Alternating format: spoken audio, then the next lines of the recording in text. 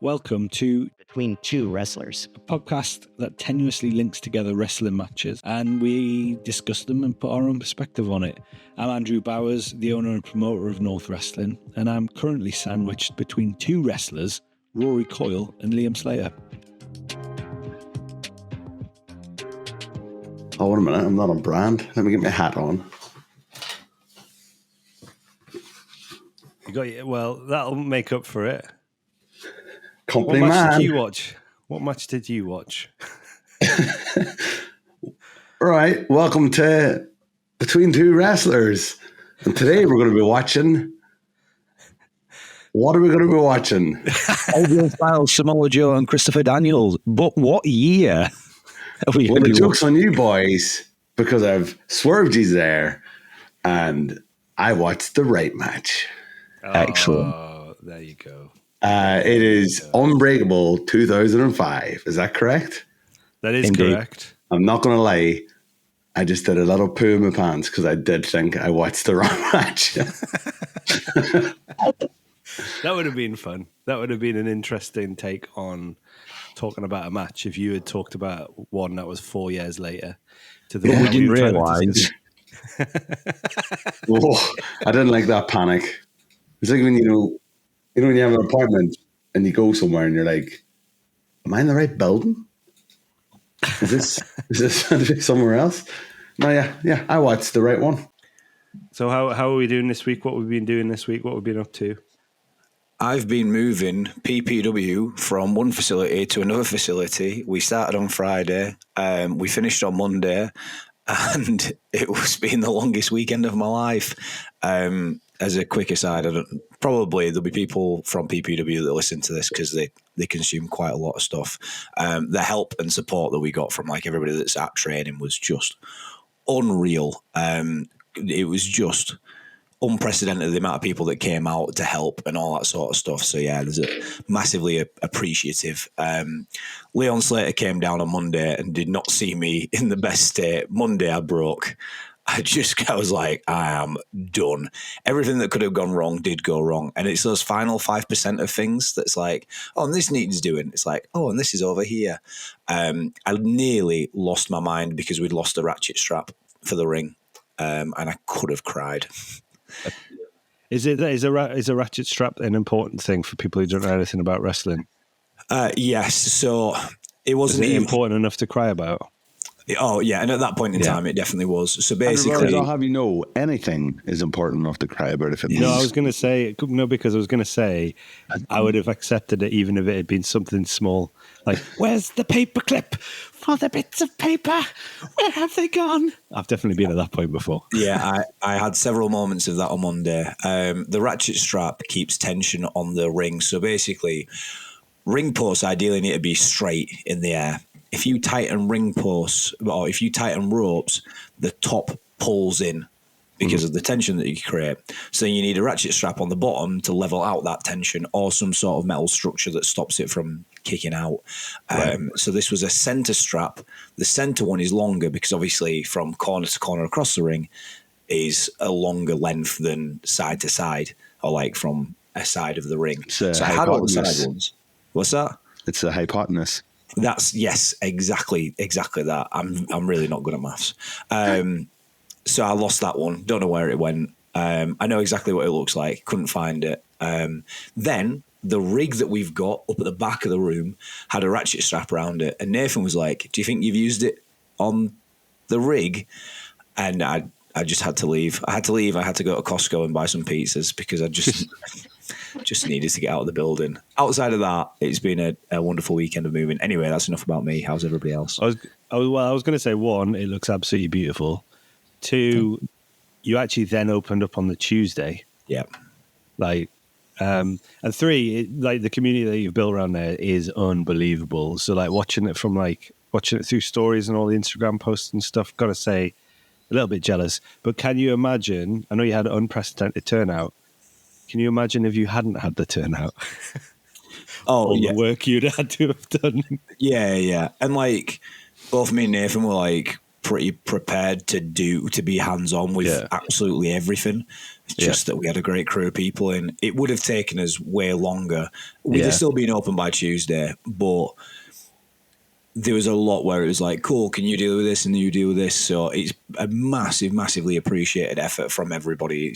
It's absolutely class. But yeah, we'd have eventually got there. I think we'd just been pulling all-nighters to paint walls and going even more delirious. But thankfully we had a massive crew of people. You even had Will Cruz helping out.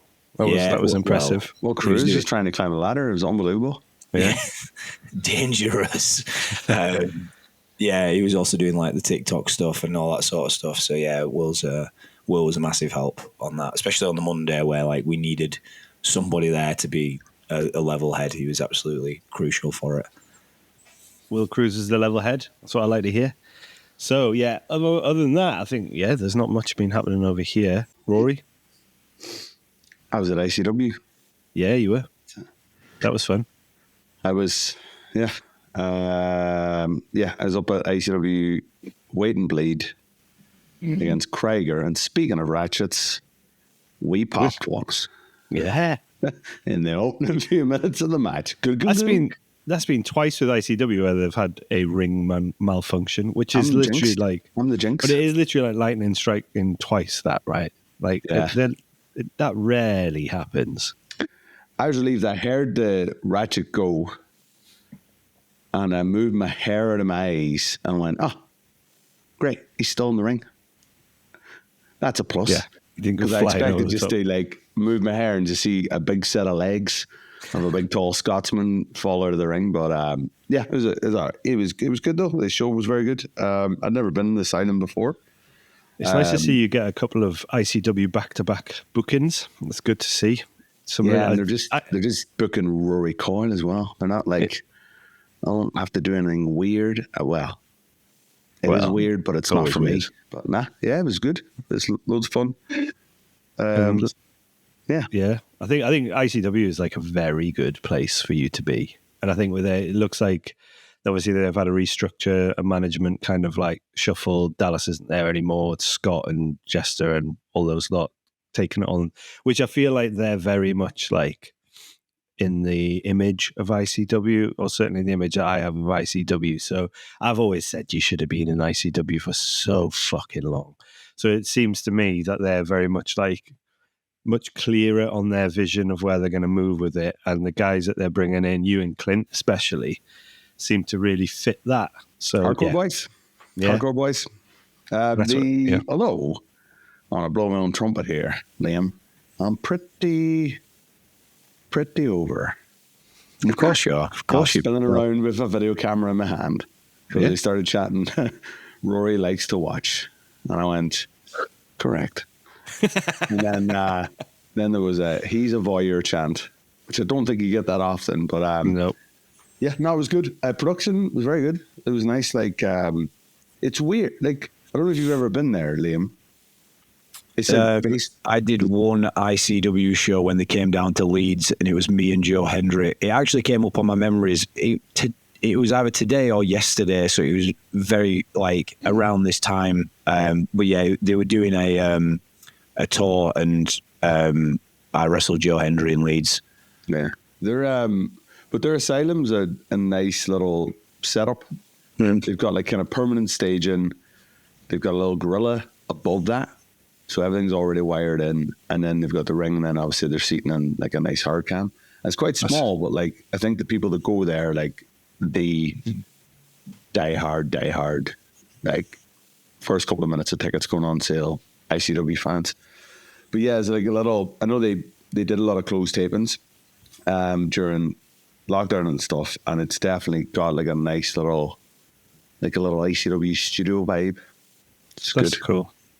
Yeah, it's lovely to see these kind of, alongside PPW, these really professional spaces for wrestling in Britain with people who give a shit about it.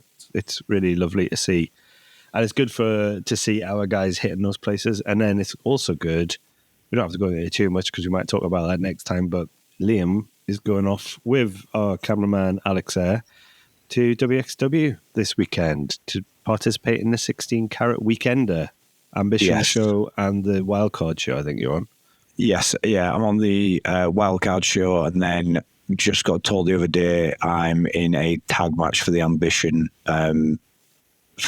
show, which was a nice extra surprise. I didn't realize how close those shows were together. Like, Are they it's on the pretty same day? much- yeah, same day, pretty much back to back. Which is cool. There's no problem with me. Like, I love shit like that. Like, I'm happy to just jump in and go. So yeah, we'll see. I'll You get it all basically- done in one day, and then you can kind of relax. Yeah, I'll be there on the Friday. The only thing that's going to do us over a little bit is apparently there's rail strikes. So I don't know how we're getting around. That's something that I need to look at. Alex was like, do you know what the travel plans are for this weekend? I was like, no, I Yeah, don't. but Alex hikes all the time, so I imagine you could just hop on his back, like a little Yoda, and he could just like carry you there. Yeah, probably. You film it on the GoPro. It's going to be very cool, I think. Like, Yes, yeah. Excellent. it's nice to be a part of that as well, to have some North representation over there. And you guys, well, you're wrestling. I can't remember who you're wrestling in the wild card match, but in Travis the Williams, I believe his name is. right. Okay, is he WXW right. guy, or is he just? No, he's an American.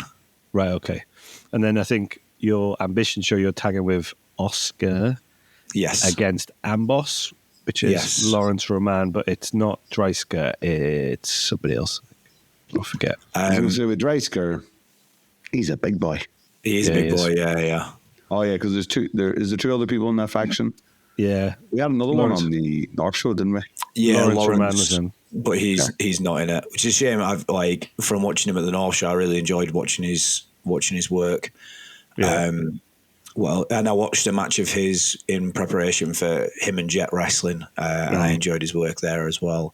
Yeah, he's the good. guy that I'm teaming with is part of Young Blood, who are currently over in the UK at the moment doing the Rev Pro stuff. Wait a minute, he's in a tag match with a I know. I know, with a different ridiculous. partner. Yeah, I'm taking my hat off. crazy. Who you got? Yeah, you've got. No, you Don't are with know. Lawrence Roman and Icarus. Oh, is it? Oh, Yeah, okay. yeah. So you are in with I Lawrence. quickly looked at it. Liam's going to go to WXW. He's going to do this tag match and be like, that's what it's like to not tag with an incredibly silly bugger. No, I need the silly bugger stuff in my life. I also need to watch an Ambition show to get a feel of like what the card is and like how they want that wrestling different and stuff like that. And like it looks like a pretty stacked card. I'd have been there anyway. I'm going to be there for the full weekend just to be in and around the atmosphere and stuff like that.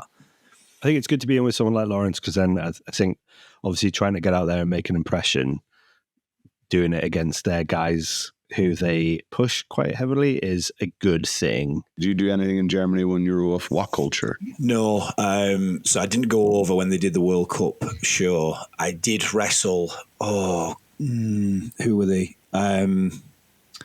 Lucky Kid is now, like when he was Lucky Kid, and his tag partner. I can't. I know what you mean. Like Lion something. I wrestled them with Johnny Moss, and they were very complimentary. That was with Ahmed of GWF, German Wrestling Federation. It wasn't WXW that What Culture were partnering with.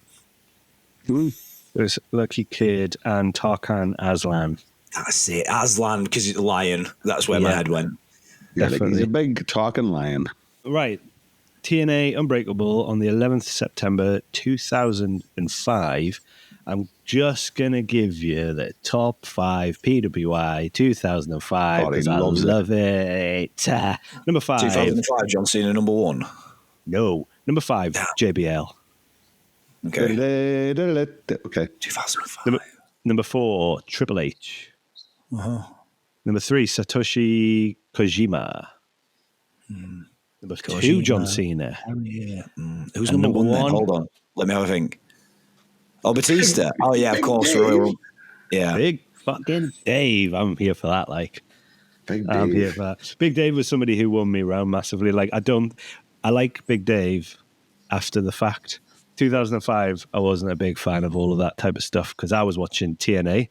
It's because you found out that he's a big nerd and he collects lunch boxes and rescues dogs. Is that why you like him? Proper sweetheart. Like a big LGBTQI plus supporter. Came from, I think, his yeah, mum's he's are got, lesbians, his mum's, trans, and like massive trans rights supporter and all that. So it's like you expect what you see of the tribal tattoos and everything that Batista kind of was in this era. Yeah, what a fucking legend. Like proper class guy. So if we go to Unbreakable 2005, I think that kind of tells us where we are with kind of wrestling. It's still in that kind of big man zone, but it is changing ever so slightly because Batista, even John Cena, like was a big lad, but like they did different things. John Cena maybe not so much, but you know what I'm getting at. They were a bit more. They moved around the ring a lot more than say the stuff that we've looked at in the past with like WCW stuff, Luger, Hogan, that kind of bullshit. If you ask me, I think that the influence of Shawn Michaels is now becoming more apparent as we get there, which is a heavy influence into X Division.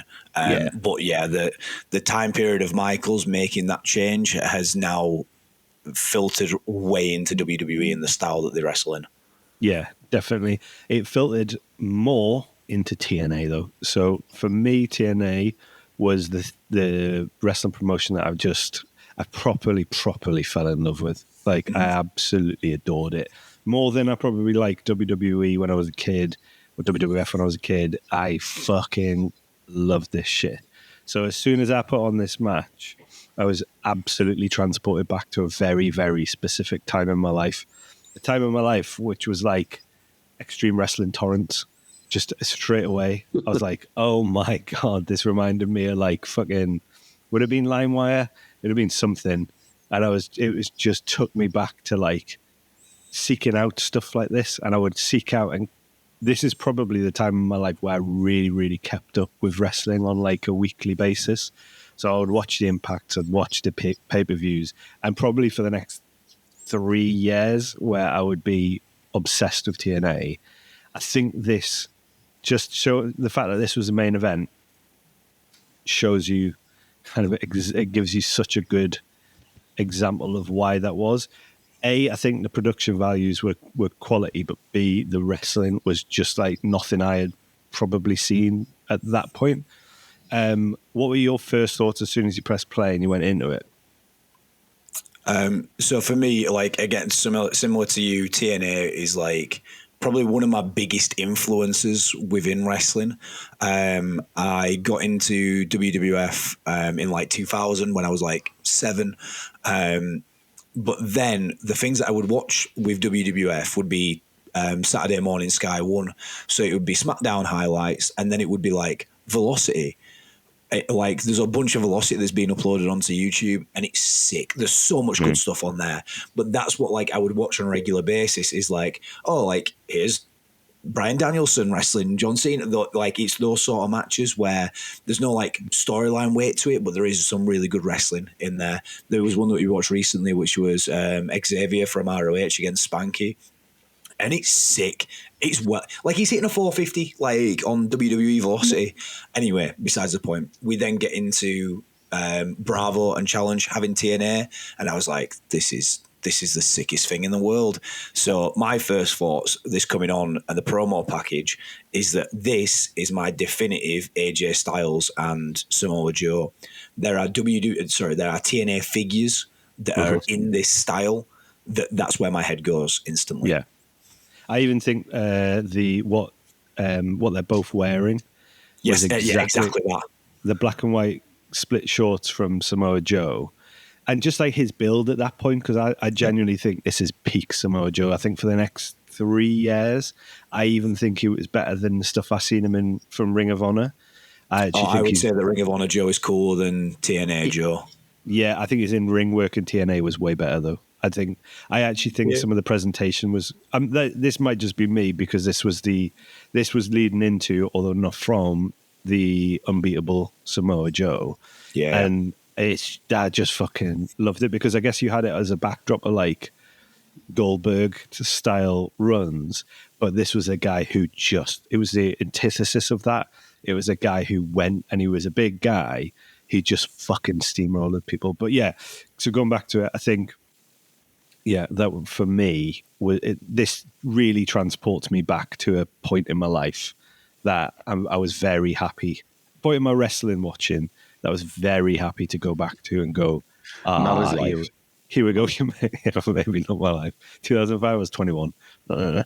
Yeah. So, Rory, what were your feelings to it? I had play on this, and I was like, I've never fucking seen an entire TNA pay-per-view before in my life. Wow. And honestly, I felt a little bit There dirty. are so many up on YouTube now. Like literally the whole back catalogue's on YouTube. Get them watched. They're excellent. Right. Yeah. So when I had play, I was like, fuck, I have seen so little of TNA. Like real, I'm kind of like I'm a bit annoyed at myself, but also I'm like, oh, this is all new now. Yeah. This is all like, it's quite nice. I feel I'm jealous of you. There's a fucking sick match before this that I think you would love, and there's a really good feud before it. It's for the heavyweight NWA heavyweight title. It's Raven versus Rhino, and it's fucking. Why are we watching this? Yeah, it's fucking cool, man. So I think they had a real good mix of stuff on their pay-per-views. I would have been 2005. I think I would have been probably heavily enthralled in weekly WWE and pay-per-views with like a dead set bunch of mates that all watched it as well. And we had one mate, fucking asshole. He won't be watching this. Pa, you dickhead, who would systematically ruin Raw every Monday night by coming in drunk with garlic sauce all over his face. Anyway, so the little pockets of TNA I would have seen would have been from people inside that circle kind of mention it or kind of talking about it. And that's I kind of became aware of, like, because I never really heard of like a lot of people that were on TNA until like later on. But straight away, production, I was like, this looks great. This looks, and you can see that AEW influence. You know that, like everyone says that AEW is always like, oh, it's super influenced by WCW, but you can see those bits of like the stuff that TNA changed as well. So like straight from the get go, I was like, this looks fucking great. It's presented fucking brilliant. Love that little tunnel.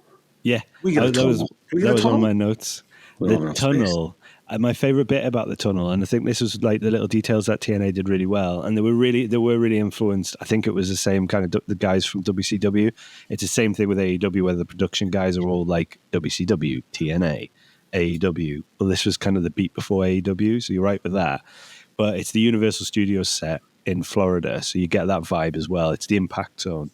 But the little tunnel, the thing that I love, the detail, is just before you get to see them walking through the tunnel, just before they come out. So you get that little bit of, it's not full like it is now where you get a lot of behind the scenes stuff and you kind of, there's loads of lifting the curtain. But there was just that little bit of lifting the curtain where you see them walking out. And I think it lended gravitas to kind of you getting right into the moment, because you're like, oh, this is actually like a fighter coming out. You don't just see more like a sport, yeah. It's equivalent of people warming up in UFC and people just in tape, like doing pads and stuff. I quite like though that everyone had their spin on the tunnel, so everyone's presented as their own separate guy, like in their own different way. Yeah.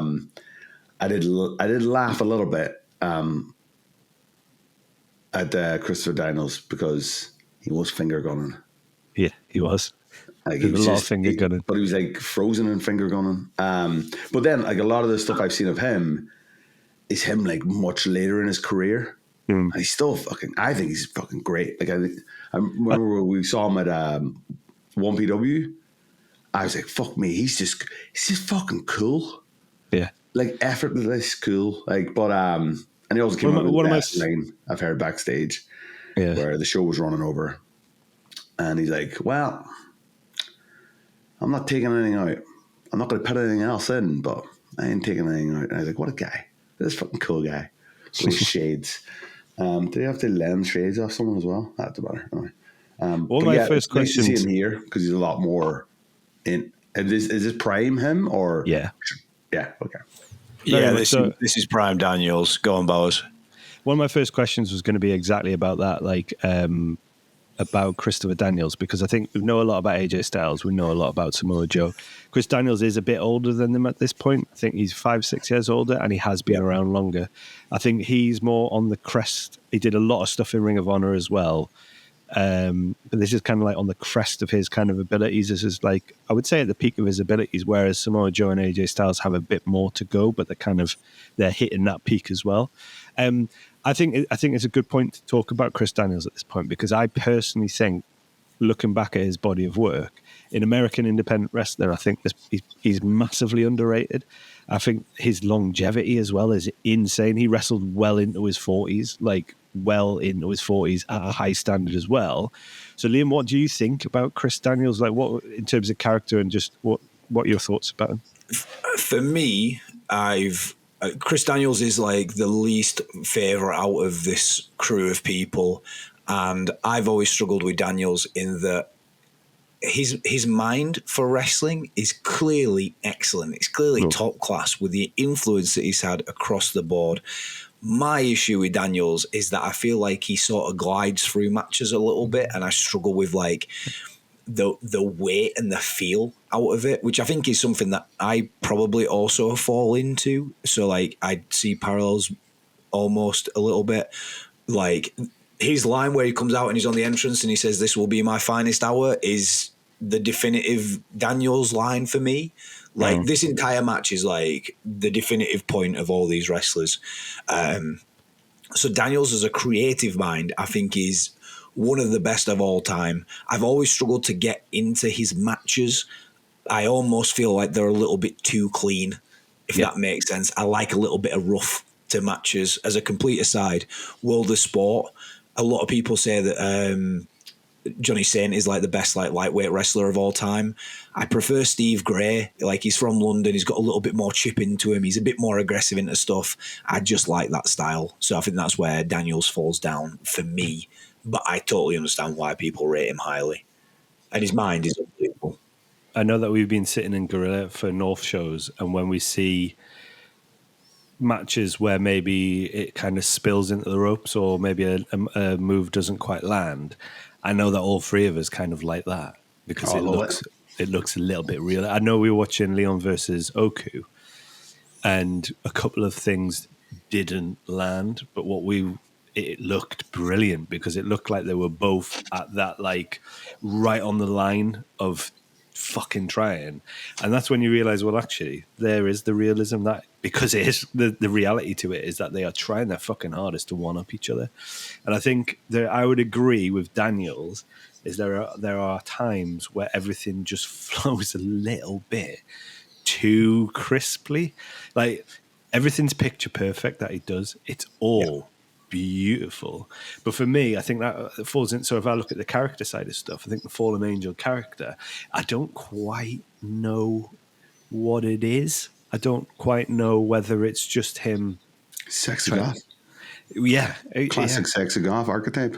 It's classic sexy goth archetype, but you can't tell what it falls into, whether it falls into like a category of, no, this is just a guy called Chris Daniels who's into sexy goth stuff, or is he genuinely like trying to do something a bit occulty, like, which I think he did try and do. So I think he straddled across the two, and maybe that what came across in his style, where it was like he was just so good at straddling like the middle line, the party line, that I think he does struggle to land emotionally. So I would tend to agree with you. However, it's very hard to criticize him, because you watch it and it's just so really lovely to watch. Yeah, like I watched this with Ella, and she was like, "So what is a fallen angel?" And I was like, "I don't really know." Yeah. And like the X Division, if we can talk about the X Division for a bit, that'd be cool. The X Division isn't really like a character heavy division of wrestling. It is very much like, here's these people and the characters are the moves that they do, but they all have like their individual takes on it and stuff like that. I think the X Division is one of the best divisions of wrestling of all time, of any period. It is unbeatable, and I would love to sit with people in that time frame. Alex Shelley, if you're listening, if we can sit and talk for hours, maybe over a meal, that would be nice. I would love to talk to people about how these matches are getting planned and like what are they thinking with it and like how are they, because I sit there and I watch it and I go, this is so intricate and so well placed together that I just can't get my head around how it comes together. Yeah. So Liam's good at giving you a good soundbite, and that was a lovely little soundbite there. Apart from the Alex Shelley meal thing, I mean, if I could go just watch that meal, just be a voyeur. I had the same thought with this when I was watching it. It got to about halfway through, and I was like, "This is fucking great." And then I kind of went, "How does this even come together?" And like my brain started going that direction, which I think's good, but I also think that's when it's clear I'm not watching 3 characters, I'm watching 3 like wrestlers. If I'm starting to worry about that or think about that, and maybe that's as a wrestler, but I was like, yeah, that like how the fuck has this come together type of thing. There's a little bit on the Daniels thing being super crisp. The best thing Daniels does in this match, and I try to find the timestamp, it's before a back body drop over the top rope. He has a misstep and he puts 2 extra steps in to buy a little bit extra time. And that was the bit that made me go like, oh, fuck me, that looks good. And it was that thing of like, it looked super organic. And I think really what happened is the fucker's so fucking crisp that like he went, oh, I've got to buy myself an extra half a second. I'll put in 2 fake steps here. But it did suddenly feel like, oh shit, that's fucking cool. So does Joe... So I was surprised to see Joe in this match, but that's because I'm coming in like really blind to a lot of this stuff. The X Division isn't about weight limits. It's about no limits. Like, Yes. There we go. Let's go. I always, when I hear X Division, I always associate it with a smaller, well, not necessarily smaller, but a lighter, faster guy, like that style of wrestler. That moment, by the way, is at 2:34. That's when you're going to see that lovely additional step. But so it's not that, it's just the style. It's just maybe the pace or the... Yeah, I think the pace is definitely a thing. I think 95% of the roster, if not 99% of that division, would fulfill your what you would have thought an X Division kind of roster member would look like. So most of them were, you look at AJ, look at Daniels, you had like Alex Skipper, Shelley and Sabin, even like Ron Killings, R-Truth. Man, that was such a big fan. I think that's why I've not dipped into it, because I think I've got a preconception in my head of I like big lads hitting each other really hard. But this division really worked because of Samoa Joe, because it then blew those perceptions out the water by putting someone in like him who, and I think if you watch this and again think of 2005 wasn't that far out of like 1990s wrestling. It was like, this is so fresh. And don't get me wrong, it had been done on the indies, it'd been done on Ring of Honor, look at the IWA Mid-South stuff that we were looking at. It was also, it was really influenced mainly by Eddie Guerrero, Rey Mysterio, the ECW, luchador stuff that Heyman brought in from Mexico. And obviously it's all in Japanese wrestling and Mexican wrestling and all that. However, this was the first time it was really brought to like a main stage American audience. So actually putting this in the main event is really important to that, because and Samoa Joe to me is the linchpin in the whole thing, because it defines that thing of going like, what the fuck are we watching here? You also have all those other moments as well, like Alex Skipper on the cage, which is a moment that everyone sees as well.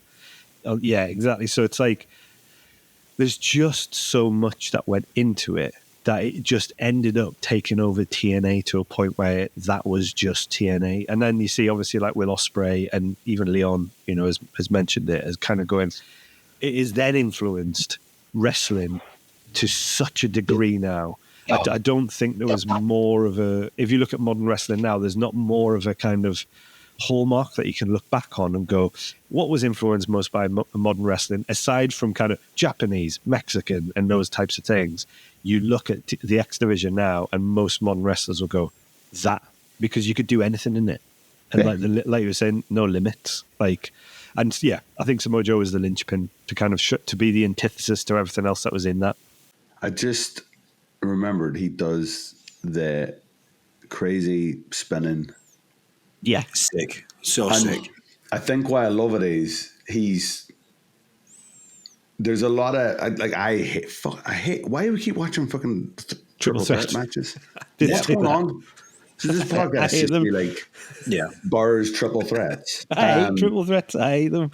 And like for most of this match, I love it because it has this nice this flow and this one-upsmanship and stuff like that. That dive is so good, but it's rough. Yeah. Like you just watch him land, you're like, mate, you don't give a fucking, you don't give a shit about yourself or the two lads. Like it looks like he's going to try and kill them, and that's why dives exist. But yeah, I've got a gripe. I don't know if we Is this for the brawl on the outside? Because I actually quite liked that.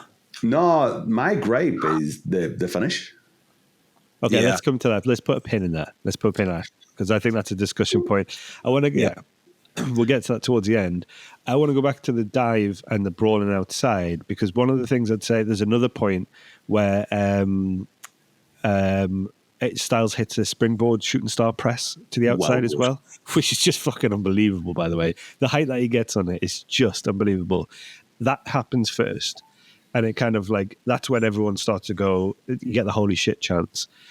Also another pin on it, Tenay and Don West, they start to go mental at that point. Unbelievable commentary team in my mind. Yeah. But what you have there... Are you freaking kidding me? My other one was there's a Tree of Woe face wash that Samoa Joe does, and he goes, "Daniel's in no man's land, look out!" It's just like, oh man. Also, he looks like he murders him.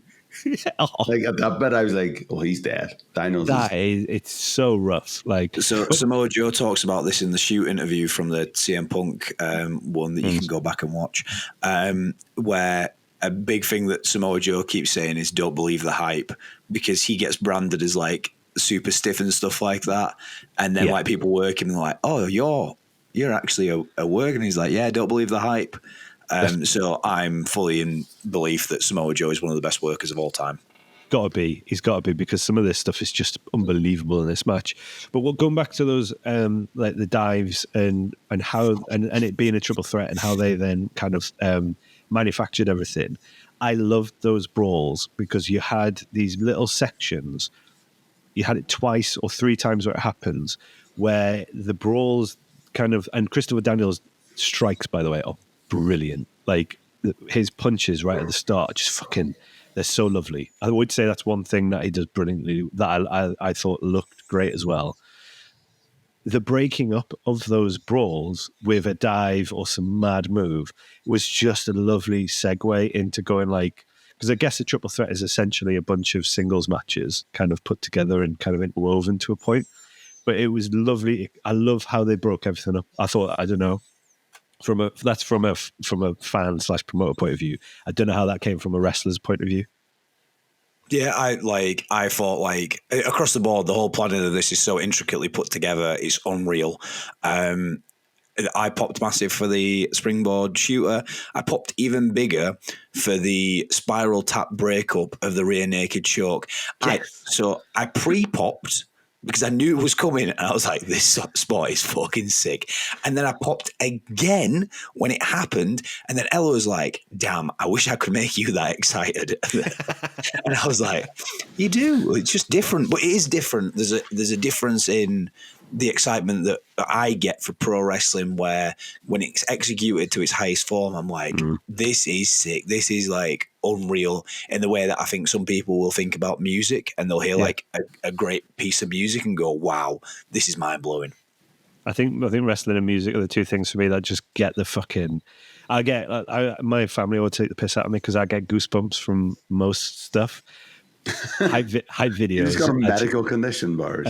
Yeah, probably any kind of hype video, whether even if it's like fucking like rugby or something, if it's slow mo, like just like oh.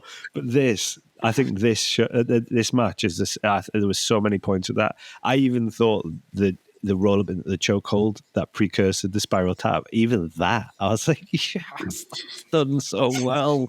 I love it. But I think it's weird how, and I think it's a testament how good these guys are. That I agree. Sometimes you are, you know, you're watching a wrestling spectacle. You're not. You don't have to be dragged into it as like which goes against a lot of the stuff that I say.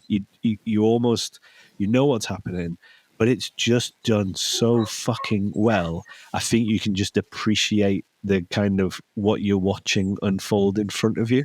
A comment that we made was that just everything was hitting. Absolutely everything was just hitting the mark, hitting the point. It was all fucking clear. It was just unreal, start to finish. Every moment that they wanted to hit. It's like, I don't know how you feel about this, Rory. Sometimes like I'll plan stuff and I'll go, oh, hopefully it does this. And like sometimes it doesn't. When it does, you're like, sweet, I know how to work. And like, I bet they came back out of that and were like, everything that we wanted to hit the mark, hit the mark. Yeah, I think like that's the, and there's a bit too that really appeases like my style of wrestling or the type of stuff I like, where it does involve the belt shot, and there is that little bit of like drama that starts to unfold, and then I was like, oh shit, here we go, this is it now. So I think, but my only issue is to finish. Like it's a bit weird, but I think this is where there is a story they are trying to tell within it, and I think like if you watch, one of the things I loved at the start in the production with it is hype package, and then there's like the tail of the tape stuff that they do, the X Factors, the X Factors, I love that because I tell you what I don't like. They've no need to have little bullet points on them. I don't know. I loved it. I just loved the explanation of it. Bullets are for guns. They're not for presentations, okay? It just looks a little bit weird. Yeah, that's true. That's right. I did like that though, because I've obviously seen like we've seen more modern companies try and do that, tailor the tape style stuff or trying to present information. And with that, it's like it's super clear. It's all important for what you're about to watch. But you said earlier on about the comms, like for me, just coming into this. Straight away, I was like, well, Samoa Joe's going to win because he's undefeated. So I was like, he's not going to lose this one. But they have all those beats in there. They're putting over how long. Daniels has had it. Yeah. So you're just suddenly like, oh shit, this is a big fucking deal. This is great. I tell you why it's a big deal. Just to speak about the commentary, Mike Tenay, best in the fucking business for me. I just fucking love him. Like, and throughout this, it's just a great. Without screaming into the fucking mic, but hitting a level where you're like, okay, this is it, we're going. But also right at the start, lending that gravitas to really lay it out to you what's on the line and what the stakes are. And he does it like that. Like he does it straight away. I fucking love Don West as well. Don West is like relatively polarizing at the time, I seem to remember. Yeah. But I loved him because, and again, you can watch back and go, I think the thing about him, I remember reading an interview with Don West or listening to an interview. He said his role was to be the fan who doesn't know anything about wrestling, and he's coming in completely fresh. So again, playing off against Mike Tenay's super. He's there for the rest of the fans. He's right involved. He's so knowledgeable. He knows everything. And then you got Don West on the other side, just reacting from an emotional point. And I think that's why, for me, if I'm looking at it from how you pull a wrestling show together and how does it work, I think that's why it works. And I think it's almost like Mike Tenay is walking his mate who's never watched wrestling, and he's telling him, this is why wrestling's so fucking great. And then Don West is going, you're right, it's fucking brilliant. And then they do the high five. Yeah, exactly. So I loved it. I just think that the presentation of it to that point, right from the start all the way through to the way that these guys wrestle, the way they put the match together. Six-sided ring, can we have a little moment on that? It looks fucking hard as fuck.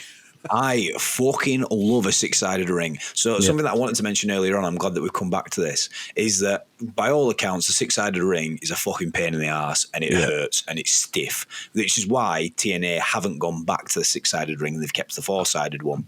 So what I love even more about the X Division, and what I find baffling about the X Division, is the amount of crazy shit that they're doing.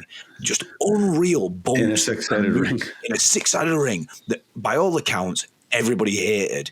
To go out there and just be like, yep, and we're going to smash it, and just bump after bump after bump after ridiculous da-da-da-da-da, is, again, another testament to the amount that these guys wanted to go out there and prove that they belonged in a world of professional wrestling. Yeah, definitely. Some of the bumps, I think, are just some of the, just like not the finishers, not the big moves, just some of the kind of transitional moves, and especially Joe. There's a couple of power bombs that just like, yeah, like fucking hell, that just, there's no way of that not just absolutely killing you. But I think Powerbomb into STF is the inspiration behind Tuck Bomb into single leg for me. yes, get in. I fucking love that, because I think one of my notes again was that Joe is a great way of hitting an impact move and then locking it straight into a submission move, which for me is just brilliant logic in wrestling, where it's like, yeah, I'm going to knock you clean and then I'm going to put you into a submission. So not only are you fucking dazed, I'm then going to make you hurt as well. And I think this is why Joe at this point is just, he feels like he's having a fucking fight through the medium of wrestling, which is one of the ways that I just love to see wrestling done. My big bugbear in this whole match, before we get into the finish, was the Pele kick. It's not. I don't like it. He's not. I don't really like it because I don't think it really works. AJ has a couple of moves where I'm like, that's not how, that wouldn't hurt that much. Like, or there's a way of seeing that coming. Like, it takes me out a little bit. But also, he's called Pele. It's not fucking Pele. And it took me so many years to understand that he was it's Pele you talk about. I was like, I just assumed that it was someone Why else. does it take you so long to understand that? I love the Pele kick. I know it's dumb. I know it don't make any sense, but goddamn, if it's not the coolest fucking thing in the world. Because Balor does it as well, doesn't he? Does David, like Finn Balor does a Pele kick as well? Yeah. I don't mind it. It's an aesthetic show off, isn't it? It's like I can flip backwards and kick you on the head. I'm not, it just doesn't quite sit with me. Though. So going into if we're going to talk about the finish, I just want to talk quickly about, I love how much the Muscle Buster is protected and feared as a finisher. I remember at the time, and also the Styles Clash as well. The Styles Clash because it's actually dangerous. The Muscle Buster is also quite dangerous because they're quite prone, and the way that if it's not delivered properly, you would only probably trust someone like Joe to deliver that. Muscle Busters are crunchy. Yeah, you don't actually see the Muscle Buster much on the indies, I think, because it is super dangerous. So I think it's difficult to hook up as well. This is the issue with the Muscle Buster. I love it, but to get in position, to get under them, to get them up onto shoulders, to go down into it. I also loved the fact that it obviously, like being a kid and trying to watch as much wrestling as possible, there was Ultimate Muscle on like Cartoon Network, which is the anime, where he uses the Kaniku Buster, which is a sat-down version of it, which my wrestling figures all took. Like, that was the move. I was like, Samoa Joe uses a Kaniku Buster. Oh, my God. Love that. Blew my mind. I love that. That's when you kind of get the belt kind of takes out Joe. Goes Muscle Buster and it's real nice. Slam. He goes to put on the choke. Daniels comes in with the belt and he just fucking power slams him. And the power slams fuck that scoop slam thing where he fucking yeah. That's like a Rampage Brown-esque like catch, and fucking like it's so fast. It was so and Daniels and Joe are probably quite Daniels, I reckon, is deceptively heavy. Like, he's a big dude, and to just proper spinning around like that, I thought I loved that bit. So then we came into the finish. So Rory, tell me what your gripe with the finish is, because I fucking loved it. Because I know story-wise this probably makes a bit more sense, but up until now, so that bit we just looked at is Joe hitting the Muscle Buster, he's hitting on a chokehold, Daniels comes in with a belt, he's like, fuck off, mate, take this here. He grabs a belt, he's like, should I nail you with a belt? He fucking kicks him. So everyone's super involved. Yeah. Everyone's there. The finish is Joe gets shit canned and these two guys finish a singles match. Like that is for me what it is. Like but also look at what Joe's taken the whole way through the match. Yeah. But he's an Inzaguri with the belt to the head, right, that takes him out. No, it's that, but then he just gets shit canned to the second rope. It's not cool. Like getting thrown through the rope to the outside. Fucking fuck that. Remember the last time we saw something like that in a triple threat was in the Eddie, CM Punk and Ray match. Is they shit can Ray out, and then Eddie takes a quick pin. So I think I understand what you're saying with this one, but I think the reason that they did it was they just didn't want Joe anywhere near the finish, so that it could continue the idea of. And I get they could have probably done something a little bit more impactful, and I think they could have done something a little bit more like, oh fuck, they absolutely took the fuck out of Joe, and that's why he's gone. Joe's bump though. Looking over it, Joe's bump is awful. It's rough. It's not like he just dies on the outside. He doesn't touch anything. Yeah, on the way down, he looks like he's just waving at the ring. Goodbye. Yeah, I'm fucked. Pretty much. I think it's just because of the belt drama before. I was like, oh fuck, this is it. This is going to be finished now. But then it kind of goes back into a little bit of like. And I'm a little bit like short attention span when it comes to wrestling, where I'm like, this is a long match. Yeah. So I was like, oh, okay. So, all right. So now we're going back into we're punching each other, but you've just been fucking sparked by a belt. Oh, okay. Right. All right. Yeah. I think that bit, I've just watched that back, the transition to kind of shit cannon him. I think if he had dazedly like just got shit canned and taken that bump, because that bump is minging.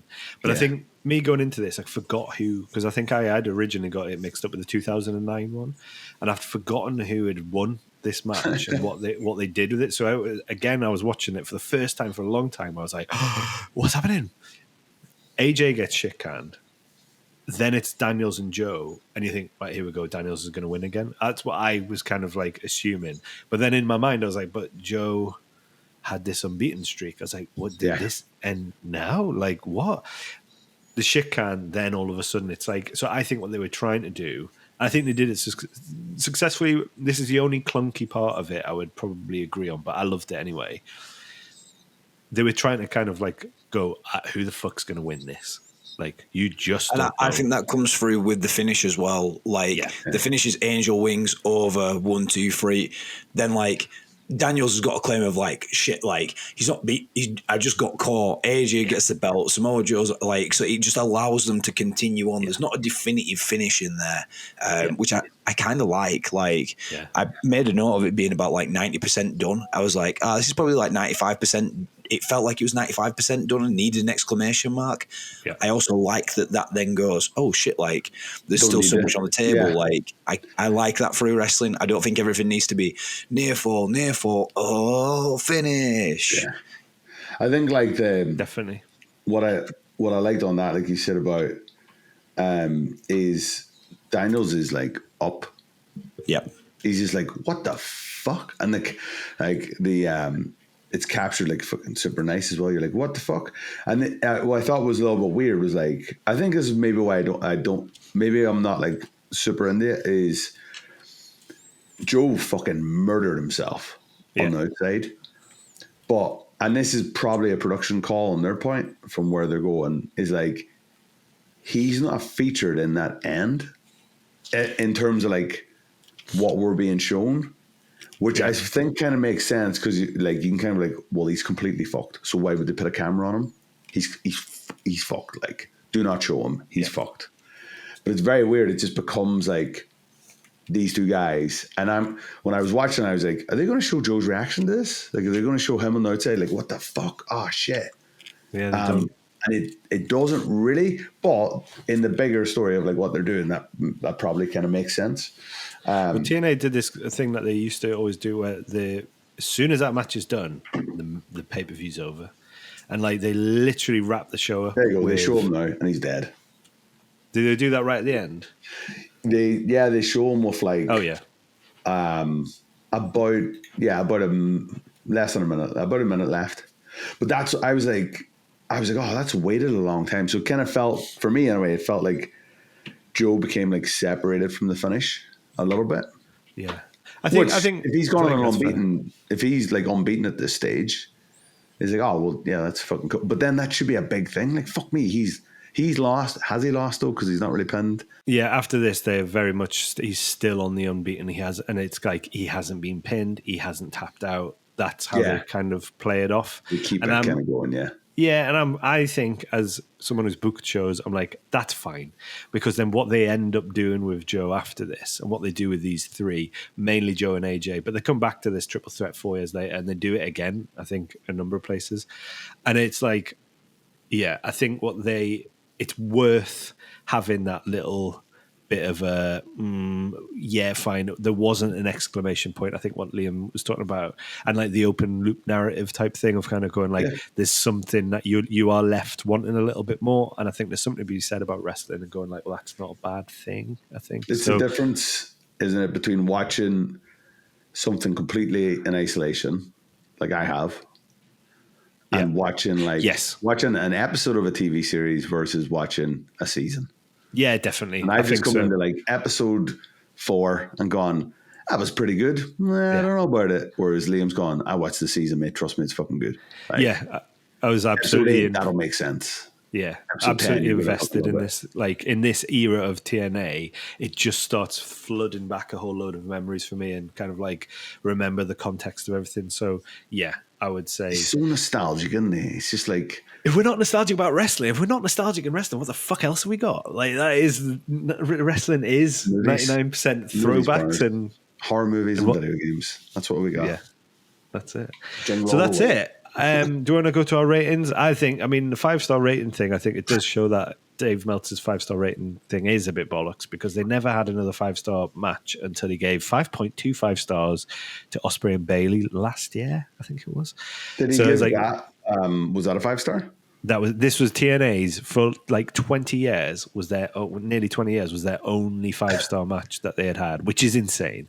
Given that AEW then ended up having like, I was watching an interview with Chris Van Vliet, not a massive fan of his, but like him and Daniels, and they had been like, you do know how many 5-star matches AEW had in its first year and a half? And it was like 12.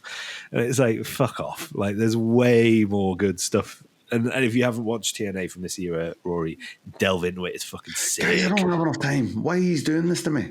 You do. You've got plenty of time. Just don't watch AEW. It's shit. Watch that instead. I haven't watched that in months. For me, big fucking bear balls. This is my favourite match that we have watched so far. 2 bear balls from me as well. I would also agree. This is two big blue. Yeah. Big blue bear balls. 2 big bear balls from you, Bowers. Liam, you're giving it 2 big bear balls. 2 big bear balls. I think I'm going one solid bollock and the whisper of another. Like I can see a little bit, but one partly descended ball. Yeah, kind of like my bear is an old bear. He's got some loose boxers that he probably should have thrown out, and he's just rolled out of bed and like one bollock's very clearly on show, and I'm like, that's a bollock, and I know the other one's there. That's a bollock. I'd like to see some more. Yeah, but I think it's I need to get context. The biggest compliment I can give it is it changed my mind on what I had preconceived, because I hear X Division thrown around a lot, and it's made me want to go now and watch the rest of that kind of story, but also like that pay-per-view. Like you said, I think you said Bowers, like, spoiler alert, it's big balls for me. I now want to watch the pay-per-view. I now want to watch the rest of that pay-per-view as well. So. It's a good watch as well. It also like leads us into where we go next. We can go into more TNA. I'm really tempted to try and dig out some 5-star wrestling from Sheffield, where AJ Styles and Rey Mysterio, because I saw the Newcastle show before that and it was fucking shit. And I've got a lot. The contract signing for the show the next day. You know, I was on the spotlight on that show. Were you? Yeah. I was on it. I was in a crow's nest. The spotlight was built for a room that was not an arena, so therefore I'm just shining this light on nothing. Basically, if I'd have had my phone on and a torch, it would have been better. I think we should do AJ Styles Rey Mysterio from Sheffield. Is that available? 5-star. Did we find that somewhere? It's somewhere on Facebook, so I'm gonna try and do it because I think we've got a lot to talk about that. I think that would be great to talk about. Anyway, we're gonna shoot off. Thank you very much. No, we're not. This has been Between Two Wrestlers. You can get episodes early on Patreon. Is that correct? Yeah. I'm just saying stuff. You can. You can get the episodes early on Patreon. You probably may be familiar with our other work, which is North Wrestling. For tickets, you can go to northwrestling.co.uk. You can also find North Wrestling on all socials at North Wrestling NCL or North_NCL. I'll remove the. So tickets have just gone on sale for Thunderstruck 2 at the Walker Dome. That'll take place on July 13th, and tickets are on sale now.